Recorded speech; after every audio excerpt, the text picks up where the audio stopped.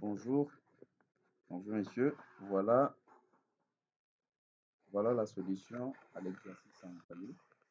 Donc notre exercice ici a deux pompes qui doivent fonctionner au même moment et une pompe discours.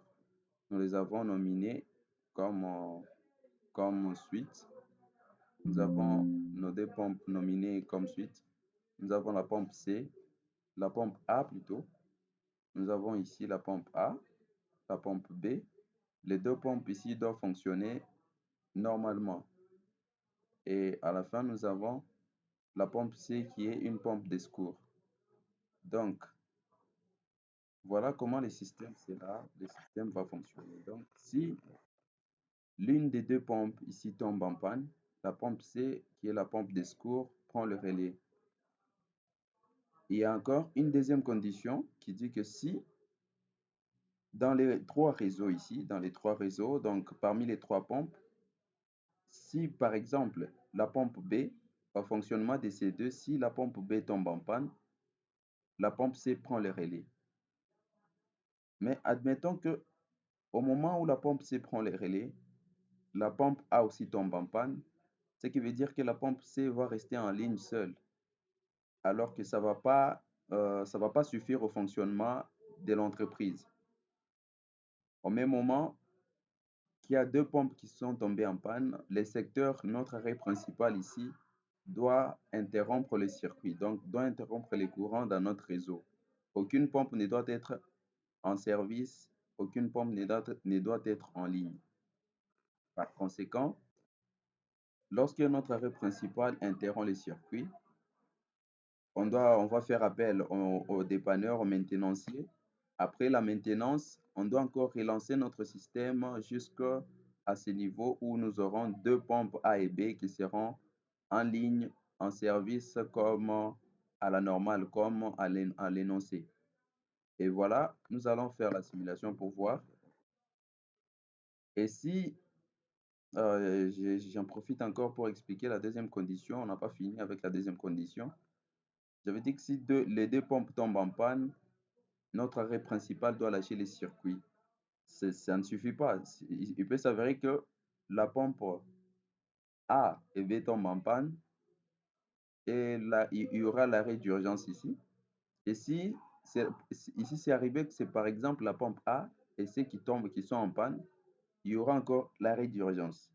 Et si c'est la pompe B et C qui sont en panne, il y aura encore l'arrêt d'urgence, si vous comprenez. J'espère que vous avez compris. Et voilà, nous allons passer à la simulation. Nous appuyons sur le bouton marche pour mettre le système en marche, en ligne. Voilà, quand nous mettons les systèmes en ligne, vous voyez que nos deux pompes ici fonctionnent normalement et en même temps.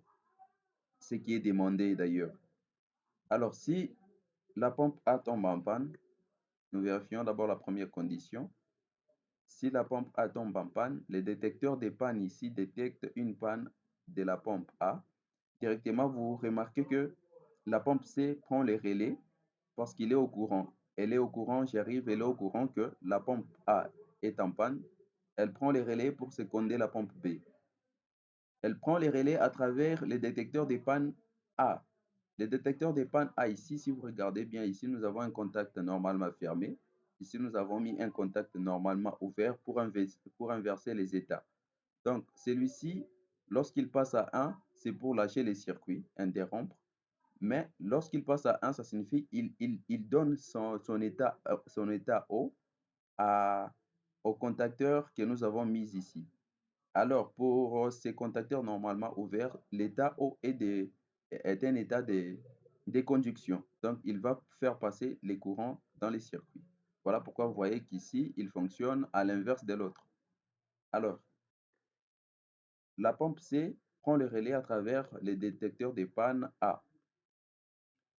Revenons, remettons la pompe C, la pompe A plutôt en ligne. Vous voyez que la pompe C relâche aussi parce qu'elle a compris que la pompe A été réparée. Et si nous mettons la pompe B hors service, nous la mettons en panne, regardez, la pompe C prend encore le relais, cette fois-là à travers les détecteurs de panne B, de la pompe B. Ici, la première condition est vérifiée. Venons, remettons la pompe B en réseau, en ligne. Vous voyez, nous sommes à notre état initial. La deuxième condition, c'est la condition qui dit que si deux pompes sont en panne, normalement, il doit y avoir interruption avec arrêt principal de tout notre réseau.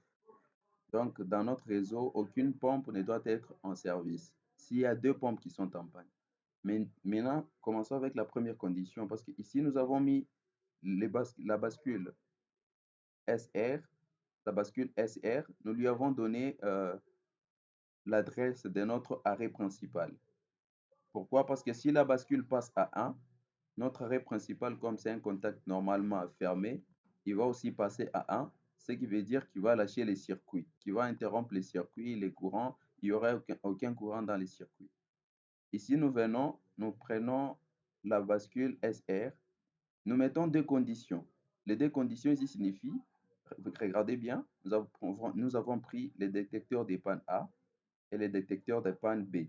Le détecteur des pannes A est là et le détecteur des pannes B pour dire que si nous détectons deux pannes de ces deux pompes, directement, l'arrêt d'urgence doit s'activer pour interrompre le courant dans les circuits dans notre réseau. Aucune pompe ne doit être en service, ni la pompe C, ni le dépompe. Même si la pompe C est en bon état, elle ne doit pas se mettre en ligne. Pourquoi? Parce que la logique, c'est qu'il doit y avoir que deux pompes qui fonctionnent correctement. Mais si nous avons deux pannes aux deux pompes déjà au même moment, on doit arrêter le système pour les dépanner. Regardez, nous avons mis aussi l'arrêt d'urgence à ce niveau, à la pompe C, pour répondre à la même condition qui est là.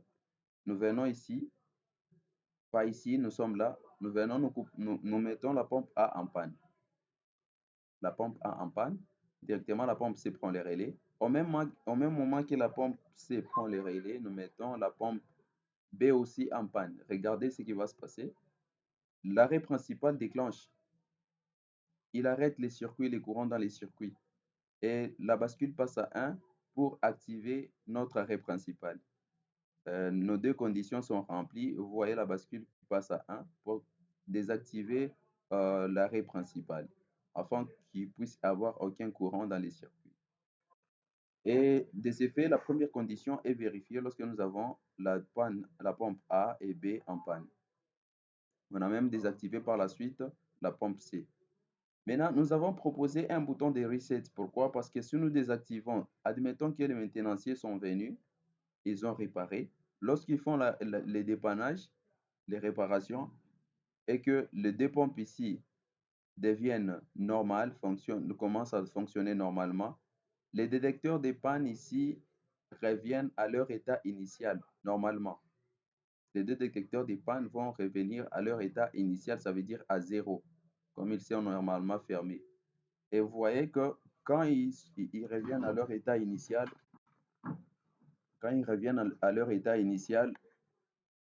l'état de la bascule a été maintenu comme prévu. Mais nous n'avons pas besoin de cet état. Si l'état de la bascule est maintenu, ce qui veut dire que notre arrêt principal ne peut jamais s'activer. Alors, pour désactiver cet état de la bascule, nous allons activer le bouton Reset. Nous activons le bouton Reset. Vous voyez, le bouton Reset va désactiver notre bascule. Directement, nous revenons à notre état initial où les deux pompes sont en ligne, sont en réseau. Et ici, sur le reset aussi, nous allons désactiver pour revenir à notre état initial. Ça, c'est la première condition lorsque nous avons la pompe A et B qui sont en panne. Nous passons à la deuxième condition. La deuxième condition, ça signifie que lorsque nous avons la pompe A et C qui sont en panne, les réseaux doivent fonctionner de la même manière que la première condition. Donc, on doit interrompre les courants dans les circuits. Nous mettons la pompe A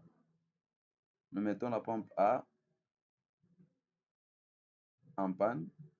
La pompe C prend les relais. Nous mettons aussi au même moment la pompe C en panne pour vérifier la deuxième condition. Directement, vous voyez qu'il n'y a aucun courant. Le circuit a été relâché. Il n'y a aucun courant qui circule. Alors, nous venons ici pour vérifier c'est quel état quelle condition plutôt qui a été vérifiée. Vous voyez que c'est la condition panne A et panne C. Et partout là-bas, là où nous avons nos trois bascules, vous voyez que nos trois bascules passent à 1. Nécessairement, c'est logique. Pourquoi? Parce que nous avons pris la même adresse de notre arrêt principal pour toutes les trois bascules. Alors, nous venons ici pour désactiver. Après les dépannages, nous désactivons. Nous appuyons sur les boutons Reset pour désactiver l'étape précédente. Et par ailleurs, nous désactivons aussi les états de nos détecteurs de panne ici vont revenir à leur état initial automatiquement sans pourtant qu'on les touche. D'une manière pratique, c'est comme ça. Et ici, nous allons désactiver les resets ici. On doit les désactiver par nous-mêmes manuellement. Par un bouton de reset, on les désactive. Alors, nous revenons à notre état initial. Regardez, l'état initial déjà, nos deux pompes se remettent en ligne. Alors, ça c'est la deuxième condition. La troisième condition, c'est que c'est lorsque nous avons la pompe B et C en panne. La pompe B et C en panne, les réseaux aussi doivent s'arrêter. Les réseaux aussi doivent s'arrêter. Alors, nous allons revenir ici haut pour mettre notre pompe B et C en panne. Nous mettons d'abord la pompe B en panne. Et la pompe C prend les relais. En même temps, nous mettons la pompe C en panne. Vous voyez qu'il y a eu interruption avec notre arrêt principal. Donc, ça signifie que les deux conditions que vous voyez là-bas sont remplies. Et pour les désactiver, on fait comme après dépannage ou après réparation. Les deux détecteurs de panne vont se remettre à leur état initial, ça veut dire 0, déjà automatiquement sans pourtant qu'on y touche. Ça veut dire 0. Et là, avant de démarrer le système, il est bien de savoir qu'avant de redémarrer le système après les dépannages et après les dépannages, on doit appuyer sur les boutons Reset une fois. Sur les boutons Reset une fois, parce que ça sera comme une impulsion. On appuie sur le bouton Reset pour désactiver l'étape précédente. Vous voyez, on désactive l'étape précédente et en même temps, on désactive aussi les boutons Reset pour revenir à notre état initial. Vous voyez, et là, nous sommes à notre état initial où nos deux pompes A et B sont en réseau. Donc, c'est la fin de notre explication de l'exercice des deux pompes avec une troisième pompe de secours. Nous les avons nominées pompe A, B et C et leur commutativité, si on peut le dire comme ça. Et voilà un peu le programme et notre raisonnement. Merci.